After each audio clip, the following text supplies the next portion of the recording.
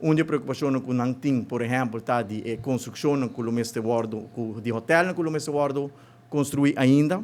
Pensei algum ano passado acaba nós publicar manejo novo de permissologia de hotel para assim limitar, reduzir e também parar toda a expansão que tem pendente para o seguinte ano nos dilante.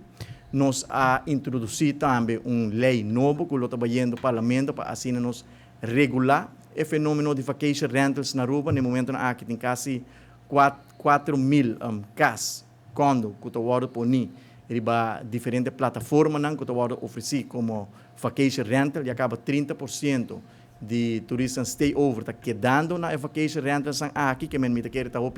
importante para nos criar level playing field para nos regular o setor aqui e também para pôr paro no desenvolvimento aqui para assinar casas que tem disponível, que é pagável, qual nós miramos desenvolvimento preocupante. Último ano aqui com o profissional arubiano ou local que chega casas está virando impagável e é importante para nós por regular o fenômeno aqui de vacation rental que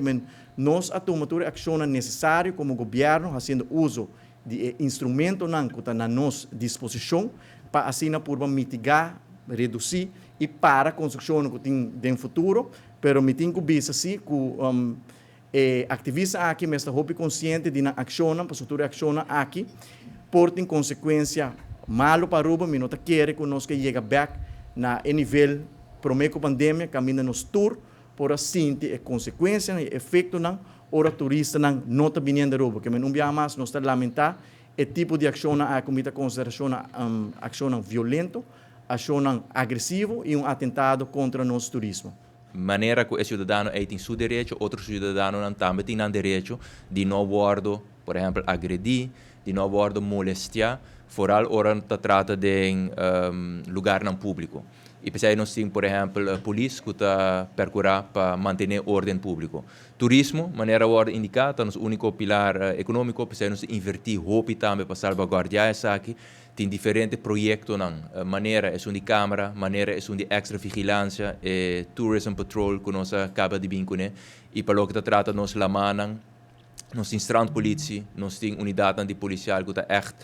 vigilar e patrulhar e parte nan aqui. Isso depende de cada situação, pero ora que uma pessoa está sendo sumês